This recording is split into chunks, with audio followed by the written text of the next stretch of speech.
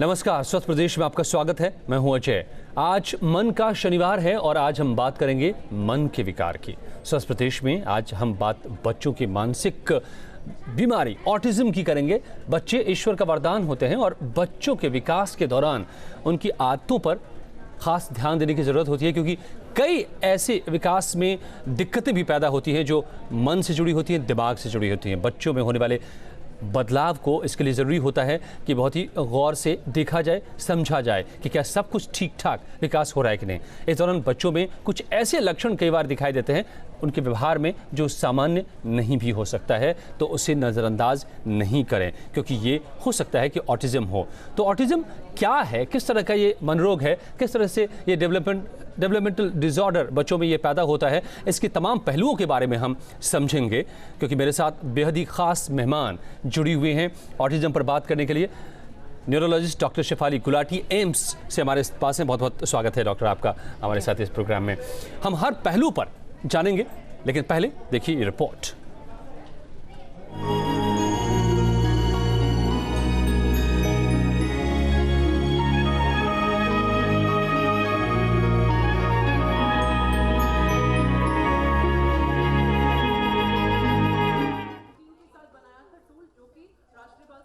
छोटे छोटे मासूम बच्चे, उनकी प्यारी सी मुस्कान और तुतलाती जुबान में समाई पूरी दुनिया जहान। शायद दुनिया में इससे सुंदर कुछ भी नहीं। मासूमों की हर हरकत आपका दिल मोह लेती है। ऐसे में हम अक्सर उनकी कुछ ऐसी हरकतों को नजरअंदाज कर देते हैं जो डेवलपमेंट डिसऑर्डर की श्रेणी में आता है। ऐसी ही एक बीमारी है ऑटिज्म। ऑटिज्म को हिंदी में स्वालीनता कहते हैं। स्वालीनता मतलब अपने में ही लीन रहना। बच्चों में पाई जाने वाली ये बीमारी दिमाग के विकास के दौरान पैदा होने वाली गड़बड़ी से होती है। इस बीमारी से पीड़ित बच्चा एक ही काम को बार बार दोहराता है, खुद में खोया खोया सा रहता है, बाहरी दुनिया से अनजान होता है। सुनने के लिए कान स्वस्थ हैं, देखने के लिए आंखें ठीक हैं, फिर भी पीड़ित अपने आसपास के वातावरण पर ध्यान नहीं देता। Autism is a neuro developmental disorder. क्योंकि बच्चा बढ़ता है तो उसका शारीरिक विकास होता है और दिमाग का विकास होता है। तो ये जो दिमाग का विकास हो रहा है बच्चों का, उसके अंदर ये प्रॉब्लम है। उनके कुछ एबनॉर्मल बिहेवियर्स होते हैं, जैसे हाथ है, मैं भी बात करती हूँ मेरा हाथ हिल रहा है, पर उनका हमेशा हिलता रहेगा। You understand? हाँख फड़कती रहेगी, माउथ को कुछ रोल कर रहे हैं, कुछ ऐसे करते रहेंगे तो वो, और या बॉडी शेक करते रहेंगे, साबुन को स्मेल करेंगे, कोई भी चीज़ को मुँह में डाल देंगे। ये बीमारी किसी भी बच्चे को हो सकती है। इस बीमारी के लिए जो वजह बताई गई है उनमें दिमाग का असामान्य होना, दिमाग के रसायनों में असामान्यता, गर्भ में बच्चे का सही विकास न होना और कई बार आनुवंशिकता भी इस बीमारी की एक वजह बन जाती है। जिन बच्चों में ये रोग होता है उनका विकास दूसरे बच्चों की तुलना में असामान्य होता है। वैसे तो इसके लक्षण अक्सर जन्म से ही नजर आने लगते हैं, लेकिन कई बार बीमारी के लक्षण पहचानने में देरी भी हो जाती है। ऑटिज्म को सिर्फ एक लक्षण के आधार पर पहचाना नहीं जा सकता, बल्कि इसे पहचानने के लिए लक्षणों के पैटर्न पर गौर करना जरूरी है। सामान्य बच्चों और ऑटिस्टिक बच्चों में कुछ प्रमुख अंतर होते हैं। मसलन किसी से नजर मिलाने से कतराना, आवाजों पर ध्यान नहीं देना, अचानक बोलना बंद करना, अजीब आवाजें निकालना, किसी के आने जाने से बेखबर रहना, किसी से बात नहीं करना, अपनी अलग दुनिया में खोए रहना, एक ही काम में उलझे रहना, एक काम को बार बार दोहराना, खिलौनों को सूंघना और चाटना, बदलाव बर्दाश्त ना कर पाना, बहुत चंचल या फिर बहुत सुस्त होना। ऑटिस्टिक बच्चों की देखभाल में बहुत ध्यान देने की जरूरत होती है। पेरेंट्स के लिए ये जानना बेहद जरूरी हो जाता है कि अपने बच्चे की देखभाल में किन बातों का ध्यान रखा जाए। देश के मशहूर अस्पताल एम्स ने ऐसे पेरेंट्स को गाइड करने के लिए एक मोबाइल ऐप भी लॉन्च किया है। से ये जो एप्लीकेशन है उसमें अगर हम जाते रहेंगे, और फ्री अवेलेबल है गूगल में और एप्पल में हो जाएगा कुछ 1-2 हफ्ते में, तो उसमें as you go yes no सवाल जवाब करते रहेंगे, बच्चे को पेरेंट्स से पूछेंगे और ऑब्जर्वेशन देख के, तो उसके बाद अपने आप उसमें एंड रिजल्ट आ जाएगा because of the tool autism है कि नहीं। ये मेरे मन से नहीं बनाए, हमने टूल बनाया अनुसंधान के साथ, और ये कवर करता है 1 to 14 ईयर्स के एज ग्रुप के बच्चों के लिए। ऑटिज्म मेडिकल साइंस के लिए एक बड़ी चुनौती है, क्योंकि अभी तक इसका कोई पक्का इलाज नहीं हो पाया। हालांकि इस बीमारी से ग्रसित बच्चों को स्पेशल ट्रेनिंग दी जाती है, जिससे कि उन्हें जीवन की चुनौतियों का सामना करने में कम दिक्कतों का सामना करना पड़े। Bureau report, News State, Uttarakhand, Uttar Pradesh. Autism के बारे में कुछ बातें आप देख रहे थे इस रिपोर्ट में, लेकिन बहुत ही गौर से देखिए, अगर आपके घर में, आपके आसपास में छोटा बच्चा है तो क्या है ये ऑटिज्म। इसको समझना इसलिए ज़रूरी है कि बचपन में अगर इसकी पहचान कर ली जाए तो बहुत हद तक आप उसे ठीक भी कर सकते हैं और उसको जीने का एक तरीका भी दे सकते हैं उस बच्चे को। डॉक्टर साहब, ये कितना ज़रूरी है? पहले तो ये थोड़ा सा आप हमें समझाइए ऑटिज्म के बारे में, बहुत कम लोग इसके बारे में जानते हैं। ऑटिज्म एक न्यूरो डेवलपमेंटल डिसऑर्डर है। जैसे छोटा बच्चा पैदा होता है, उसका शारीरिक विकास होता है और मानसिक विकास होता है। तो इनमें शारीरिक विकास ठीक होता है, मानसिक का विकास में परेशानी होती है। इसमें तीन बेसिक प्रॉब्लम्स होती हैं। एक तो होता है जो हमारा जो सोशल इंटरेक्शन होता है, जो सामाजिक संबंधों में गुणात्मक हानि, मतलब सोशल इंटरेक्शन नहीं कर पाते हैं, संचार यानी कम्युनिकेशन में प्रॉब्लम्स, और लैंग्वेज का डिले। जनरली बच्चा ना 12 महीने की उम्र तक बड़बड़ाना शुरू करता है, जिसे बैबलिंग कहते हैं। 1 साल की उम्र तक 16 महीने में एक शब्द बोलेगा with some meaning, and 24 months में 2 वर्ड बोल पाएगा with generally speaking with some meaning. अगर ये डिले हो रहा है तब ये चिंता का विषय है, या किसी भी समय कोई शब्द बोलने शुरू कर दिए और शब्द भूल जाता है, रिग्रेशन हो गया, लॉस हो गया, वो चिंता का विषय। तो एक तो हो गया ना सोशल इंटरेक्शन, कम्युनिकेशन, सामाजिक संबंधों में और संचार में प्रॉब्लम, लैंग्वेज में प्रॉब्लम। और तीसरा एक इम्पॉर्टेंट है, इन बच्चों में ना स्टीरियोटिपिकल बिहेवियर होता है, कुछ रिपीटेटिव दोहरावनीय व्यवहार होते हैं, जैसे कि हाथ का हिलाना और या तो कोई भी उंगलियों को हिलाना, या होंठों को अपने दबाते रहना, या बॉडी शेक करते रहना, या हेड शेक करते रहना। पर हमें ये समझना जरूरी है कि अधिकतर थोड़ी थोड़ी चीज़ें हर बच्चे में देखी जा सकती हैं, पर अगर ये सब बहुत मेजॉरिटी ऑफ द टाइम रहे तब ये चिंता का विषय हो सकता है। तो इसलिए हमें ये देखना है कि जब ये 3 बेसिक चीज़ें हैं, जनरली ये 1.5 साल तक हम पकड़ में ला सकते हैं, ऐसे बच्चों को डायग्नोज कर सकते हैं। लेकिन अभी हम ये भी देखा जा रहा है कि फर्स्ट ईयर ऑफ लाइफ, जब पहले साल की उम्र के अंदर भी कुछ इश्यूज होते हैं। अगर बच्चा, जैसे माँ उसके साथ बात कर रही है, स्माइल नहीं कर रहा है 6 महीने तक, या 1 साल की उम्र तक भी अगर उसके नाम को नहीं बुला रहा है, तो ये सब भी हाई रिस्क सिचुएशन होती है, जिसमें हमें डॉक्टर से संपर्क करना चाहिए। मैं एक एक करके इस बातों को समझूंगा, क्योंकि जो है आम तौर पे एज ए लेमैन बहुत सारी बातों को हम कई बार नहीं समझ पाते हैं, माता पिता बच्चों को। जैसे आपने एक बात आपने कही कि बच्चा 6 महीने तक भी अगर नहीं हंसता है, नहीं रिस्पॉन्ड करता है, आप उसको बात करते हैं, क्योंकि आमतौर पे बच्चे मुस्कुराने लगते हैं। नहीं, मुस्कुराना इन रिस्पॉन्स टू मदर या पेरेंट उससे बात करे तब जी। ऐसे तो सब बच्चे मुस्कुराते हैं इन रिस्पॉन्स। जैसे हम लोग आपस से बात करें, जनरली हम एक आई से आई देखते हैं, आई कांटेक्ट होता है, इनमें नहीं होता है। हाँ। तो वो तो जनरली हम 1-1.5 साल में देखते हैं। पर छोटा बच्चे जब माँ बाप उनसे बात करते खेलते हैं, तो in response to the mother and father वो स्माइल, इन रिस्पॉन्स वो स्माइल नहीं दे रहा है। That is a thing. वैसे तो स्माइल बच्चा कैसे भी करता है, उसका इरेलेवेंस नहीं है, लेकिन जब आप उससे इंटरैक्ट करें, हाँ, उस समय उसके जवाब में अगर वो नहीं मुस्कुराता है, और ये किस उम्र तक नहीं मुस्कुराता है, तो आपको लगता है जनरली 6 महीने तक एंड और 1 ईयर तक जनरली बच्चे अपने नाम को रिस्पॉन्ड करते हैं। पर ये तो बहुत ही अर्ली मार्कर है। दूसरा ये है कि बड़बड़ा नहीं रहा 1 साल तक, 16 महीने तक एक शब्द नहीं बोल रहा मीनिंगफुल शब्द, और 24 मंथ्स तक 2 साल तक वो 2 शब्द नहीं बोल रहा मीनिंगफुल, या मैंने जैसे बताया कोई शब्द बोलने शुरू कर दिए और भूल जाता है, तो वो भी हाई रिस्क हो जाता है कि आप अलर्ट रहें और आप डॉक्टर से संपर्क करें। अगर ऐसा हो रहा है तो थोड़ा सा मैं इसके तकनीकी पहलुओं को बहुत ही संक्षेप में समझ लेना चाहूंगा कि क्या होता है डेवलपमेंट के प्रोसेस में, उसमें क्या गड़बड़ियां हो रही होती हैं उसके भीतर। हाँ, बेसिकली किस कारण से होता है it is not very clear. उसमें कुछ अनुवांशिक और जेनेटिक कारण हैं और कुछ एनवायरमेंटल फैक्टर्स हैं। जो अनुवांशिक कारण है वो एग्जैक्टली क्लियर नहीं है, पर कुछ कंडीशंस होती हैं जिसके अंदर एसोसिएटेड दिखाया, जैसे ट्यूबरस क्लोसिस है, फ्रेजाइल एग्स, डाउन सिंड्रोम, उसमें होता है एसोसिएटेड। पर जीन्स काफ़ी आइडेंटिफाई हुई है, पर ये नहीं हुआ कि एक पर्टिकुलर डिफेक्ट है तो ऑटिज्म होगा ही होगा। एसोसिएशन देखा है। इन्वायरमेंटल फैक्टर्स में बहुत अनुसंधान चला है, बहुत बार वैक्सीन्स को बहुत दोषी ठहराया गया है। वैक्सीन्स के अंदर थायोमर्साल प्रिजर्वेटिव उसको दोषी ठहराया गया है, हैवी मेटल्स को दोषी ठहराया गया है, पर वो सब अभी क्लियर नहीं है। और एडवांस पैटर्नल एज, फादर की एज एडवांस होना और भी चीज़ें दिखाई गई हैं जिसके वजह से पॉसिबली हो सकता है। पर एक इम्पॉर्टेंट आपको बताना चाहूँगी कि जो ऑटिज़म है ये लड़कों में ज़्यादा होता है, लड़कों में 4.5 टाइम ज़्यादा होता है लड़कियों से। और अभी जो जेनेटिक कंपोनेंट समझने के लिए हम देखें कि अगर एक फैमिली में एक बच्चे को ऑटिज़म है जो लड़का है, तो अगली प्रेगनेंसी में उसका रिस्क 4% होता है, और एक लड़की है तो अगली प्रेगनेंसी में रिस्क 7% होता है।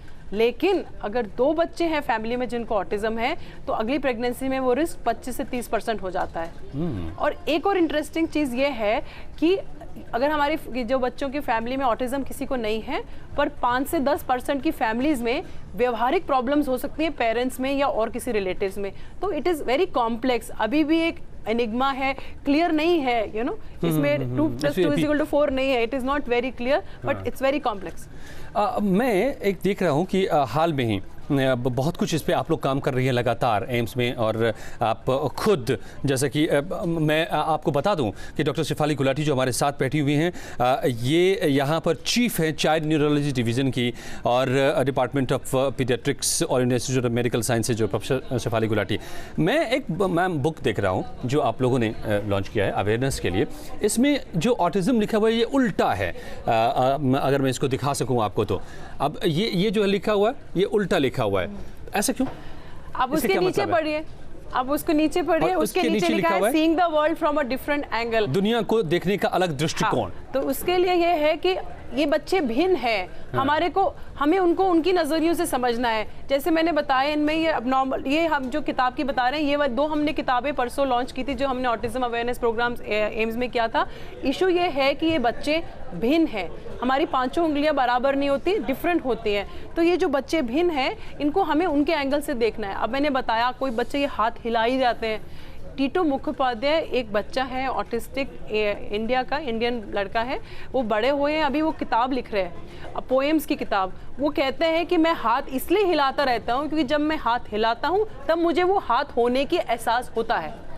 तो मतलब उनकी फीलिंग से वो हाथ हिला रहा है तभी उसको एहसास हो रहा है। तो we have to see them from a different angle, उनके पर्सपेक्टिव से देखना है और हमें उनके हिसाब से चेंज होना है, उनको उनके हिसाब से पढ़ाना है। दैट इज़ वाई हमने ये किताब के ऊपर ये लिखा है। और हमें ये है कि हम लोग, दूसरा हमारा मोटो ये था कि हम लोग इकट्ठे चलें, डॉक्टर्स और पेरेंट्स जो बच्चों के हैं, तो हम we can do and we can succeed in life. मतलब ये है कि अगर किसी बच्चे को ऑटिज्म का शिकार है कोई बच्चा, इसका मतलब ये नहीं है कि वो किसी से कम है या उसको आप जो है जो जैसा कि आमतौर पे हम मेंटली चैलेंज हम मान लेते थे, ऐसा नहीं है, बल्कि वो अलग तरह का है। सिर्फ ये है, और उसको अलग तरीके से उसको देखना होगा और उसको उसके हिसाब से समझना पड़ेगा और उसके साथ उसी हिसाब से बर्ताव भी करना पड़ेगा। मैम, अगर मैं आपकी बात को सही समझ रहा हूँ तो। हाँ जी जी। तो इसके लिए तो सबसे पहले आप लोगों ने बहुत सारे ऐप्स भी लॉन्च किए हैं, बुक्स भी आप लोग लेकर आए हैं अवेयरनेस के लिए, ताकि लोग ये समझ पाएं पहले कि ऑटिज्म है कोई चीज़ जिसको ऑब्जर्व करने की ज़रूरत है बच्चे में, और फिर क्या है और उसके साथ कैसा व्यवहार करें। तो क्या क्या इसके लिए आप लोग सुविधाएं ला रहे हैं, लगातार आप लोग इसमें कोशिश कर रहे हैं? इसके लिए एक तो अप्रैल का जो महीना होता है वो ऑटिज्म अवेयरनेस मंथ होता है पूरे वर्ल्ड वाइड, और 2 अप्रैल ऑटिज्म अवेयरनेस डे होता है। तो कुछ सालों से हम all India institute of medical sciences में हम child neurology division, department of paediatrics में इनके लिए, बच्चों के पेरेंट्स के लिए हम उसके लिए कोई ना कोई अवेयरनेस प्रोग्राम करते हैं। जो परसों हुआ था, जिसके आपने कुछ देखे, कुछ क्षण जो अभी इससे पहले दिखाए थे, इसमें हमारे 3 मेजर इवेंट्स हुए हैं। एक, पहले गवर्नमेंट ऑफ इंडिया के तरफ से कोई सर्टिफिकेशन नहीं था ऑटिज्म के बच्चों के लिए। 26 अप्रैल को ministry of social justice and empowerment ने एक नोटिफाई किया है ऑर्डर, जिसके दौरान हम उनको सर्टिफिकेट दे पाएंगे पूरे हिंदुस्तान में। और परसों के हमने प्रोग्राम में हमारे जो ministry of social justice and empowerment के सेक्रेटरी भी आए थे, पहले बच्चे को एक सर्टिफिकेट दिया है ऑटिज्म का। तो एक बड़ा कदम है ताकि जो बच्चे हैं इनको अपने स्कूल एडमिशन्स में और पेरेंट्स को भी सपोर्ट मिले, सारा कुछ विद द डिसेबिलिटी सर्टिफिकेशन। तो एक ये बड़ा मेजर इवेंट था। तो एक ये सर्टिफिकेशन बड़ा है। एक हमारे साथ व्यूअर जुड़े हुए हैं जो खुद भी डॉक्टर भी हैं, डॉक्टर जलज हैं दिल्ली से, वो आपसे सवाल करना चाहते हैं। डॉक्टर जलज, स्वागत है आपका, बताएं। हेलो जी, बताइए। हाँ, नहीं, एक्चुअली आपने डॉक्टर का, मैं PhD हूँ, मैं वैसे मेडिकल डॉक्टर नहीं हूँ। अच्छा, ठीक है, आप अपना नाम बताएं, कहाँ से बोल रही हैं और क्या? मैं आनंद निकेतन दिल्ली से बोल रही हूँ जी, और मैं प्रोफेसर हूँ। मैं ये जानना चाहती हूँ, मेरी फैमिली, मेरे ब्रदर का बेटा है, अब वो 19-20 साल का हो गया है, उसको ADHD है, ठीक है, और वो सबसे मेजर प्रॉब्लम है कि वो वायलेंट बहुत जल्दी हो जाता है। और दूसरी चीज उसकी दिक्कत ये है कि मैं ये जानना चाहती हूँ कि अभी भी क्या इम्प्रूवमेंट के चांसेस हैं, क्या वो और नॉर्मल बच्चों की कैटेगरी में जा सकता है? हमने वैसे काफी एफर्ट किया हुआ है इतने सालों में, but I just want these 2 things. Madam एक चीज़ है कि ADHD और ऑटिज़म थोड़ी सी दो डिफरेंट कंडीशंस हैं। वो भी बच्चे के जो डेवलपमेंट है, मानसिक डेवलपमेंट में, उसमें उसका भी व्यवहारिक इशू है, उसमें वो चंचलता ज़्यादा आती है उसमें। लेकिन ऑटिज़म के अंदर भी 25 से 30% बच्चों में एसोसिएटेड चंचलता हो सकती है। तो अगर वो बच्चा ADHD है तो और ऑटिज़म के साथ नहीं है, ऑटिज़म प्लस ADHD नहीं है, तो फिर उसका अलग प्रोग्नोसिस होता है एंड वो इम्प्रूव होते हैं विद बिहेवियर इंटरवेंशन, और वो बाकी सारी दवाई वगैरह भी देते हैं उसमें। इसमें that is we have to be seen कि भैया सिर्फ ADHD है या ऑटिज्म, बट दोनों चीज़ें भिन्न है, मतलब कंडीशंस अलग हैं पर को एग्जिस्ट कर सकते हैं। तो जो इनमें है उनके लिए होप है कि वो इम्प्रूव करेगा, डेफिनेटली इम्प्रूव करेगा। एंड इवन ऑटिज्म के लिए ये है कि ऐसा वो भिन्न तो हैं बच्चे, और बाकी बच्चों से मोस्ट ऑफ द ऑटिज्म के जो बच्चे होते हैं उनका जो मानसिक क्षमता होती है वो बाकी बच्चों से कम होती है, वो होती है। तो we have to understand that. Plus उनके अंदर जो हम सोशल इंटरेक्शन करते हैं, कम्युनिकेशन करते हैं, लैंग्वेज का इश्यूज होता है, वो अपने में ही रहना चाहते हैं। कुछ पर्टिकुलर टॉयज के पोर्शन ऑफ द जैसे ट्रक है उसके साथ खेलते रह गए। आप कहोगे ना हमारी बच्ची भी बार्बी डॉल से साथ सोती है या कोई कार के साथ बच्चा सोता है, पर दैट इज डिफरेंट। पर ये वाला है कि उसको एक पर्टिकुलर टॉय का पोर्शन पसंद है। जैसे रैपर होते हैं चॉकलेट्स के, वो इकट्ठे करेंगे या टॉयज को लाइन से लगाएंगे, कई बार साबुन वगैरह स्मेल करेंगे, हर चीज़ को माउथ में डालेंगे। ये सारे डिफरेंट लक्षण है। पेरेंट्स बुलाएंगे तो सुनेंगे नहीं, पर ऐसा नहीं है कि सारे के सारे एक बच्चे में मिलेंगे आपको। ये पूरा एक स्पेक्ट्रम है। तो ये कुछ लक्षण किसी एक बच्चे में हो सकते हैं। आपको कभी भी पेरेंट्स को अगर लगता है, ये जो मैंने 3 डोमेन्स बताए, उसमें डॉक्टर को संपर्क करना इम्पॉर्टेंट इसलिए है, जितना जल्दी हम पकड़ में लाएं, उनको डायग्नोज करें, तो उसके साथ उनका इंटरवेंशन कर सकते हैं ताकि उनका जो मैक्सिमम उनका पोटेंशियल है उस तक उनको ला सके। यानी कि इंटरवेंशन की गुंजाइश रहती है, और वो अर्ली इंटरवेंशन मतलब शुरुआती दौर में पता चल जाए और उसका इलाज शुरू हो तो उससे फिर फर्क पड़ता है, उससे बेहतरी होती है। डेफिनेटली। और इसीलिए जरूरी है, इसीलिए ये हेल्पलाइन नंबर जो आपके टीवी स्क्रीन पर चल रहा है, ये एम्स का मैडम के डिपार्टमेंट का हेल्पलाइन नंबर है। आप इस हेल्पलाइन नंबर को नोट कर लीजिए। ईमेल्स हैं, आप टीवी स्क्रीन पर लगातार आप देख रहे हैं चल रहा है, उन ईमेल्स को नोट कर लीजिए। अगर कभी कोई भी आपको आशंका है भी है, जरा सा शक हो रहा है कि आपके बच्चे में कुछ इस तरह के लक्षण हैं जो ऑटिज्म के हो सकते हैं, जो मैम बता रही है लगातार, तो आप इन नंबर्स पर, इन हेल्पलाइन ईमेल्स पे, नंबर पे आप तुरंत संपर्क कीजिए। मोबाइल ऐप भी है मैम, मोबाइल ऐप कैसे ढूंढेंगे हमारे व्यूअर्स? मोबाइल ऐप के लिए आपको बताती हूँ। मोबाइल ऐप तो हमने अभी परसों ही लॉन्च किए हैं डायग्नोसिस के लिए, ऑटिज्म के लिए, पर वो पेरेंट ओरिएंटेड एप्लीकेशन नहीं है, वो डॉक्टर्स के ओरिएंटेड एप्लीकेशन है। और अभी गूगल प्ले स्टोर में फ्रीली अवेलेबल है, एप्पल में 2-3 हफ्ते में हो जाएगा, उसकी अप्रूवल प्रोसेस ऑन है। तो उसके अंदर क्या है, आप गूगल प्ले स्टोर में जाएंगे और उसको childhood diagnostic tool for autism डालेंगे, तो उसके अंदर आपको मिलेगा टूल, और जिसको आप डाउनलोड कर सकते हैं। और डाउनलोड करने के बाद जब आप खोलेंगे तो ऐसा दिखेगा कुछ। मैं आपको दोबारा दिखा देती हूँ। अगर खोलेंगे तो ऐसा दिखेगा। ये टीवी स्क्रीन पर जो देख रहे हैं आप, ये ऐप है। फिर इसके बाद इसमें बच्चे की एज डालते हैं।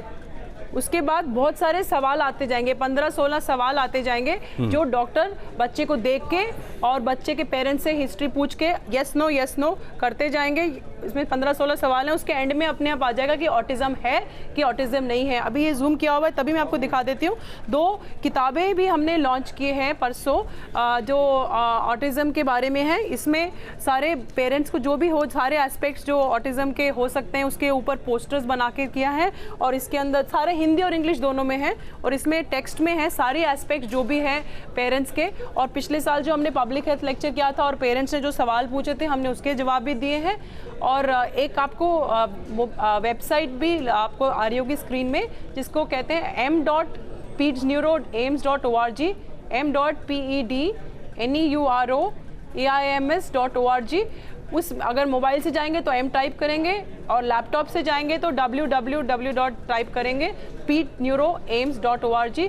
उसमें ट्रेनिंग मॉड्यूल्स में जाएंगे तो ऑटिज्म के बारे में बहुत सारा मटेरियल है। पुराने हमने जो बुकलेट्स निकाली थी वो हैं। ये 2 वाली बुकलेट्स भी अपलोड करेंगे थोड़े टाइम के बाद।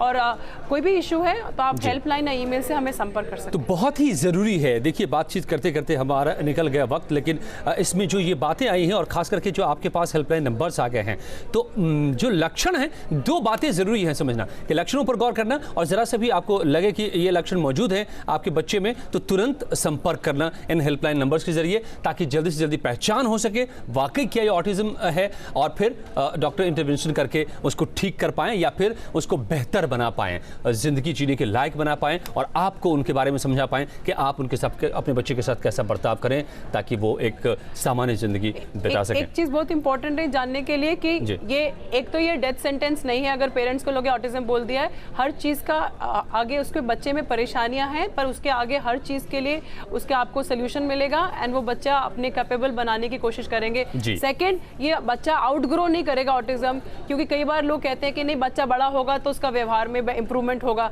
ऐसे नहीं है। जो ऑटिज्म अगर डायग्नोसिस प्रॉपर्ली हुआ है तो लाइफ लॉन्ग रहेगा और लेकिन हर एज पे जो प्रॉब्लम्स हैं, समस्या है, वो वेरिएबल आएंगी। टीनेजर्स की अलग आएंगी, बड़े होकर आगे आएंगी, प्रॉब्लम्स आएगी, पर जिसका सबका हल है और इस बात को समझना है और इसी पर काम करना है, और इसीलिए हम इस प्रोग्राम के जरिए आपको बता रहे हैं। तो ये था आज का स्वस्थ प्रदेश। बहुत बहुत धन्यवाद डॉक्टर शेफाली आपका हमारे साथ जुड़ने के लिए।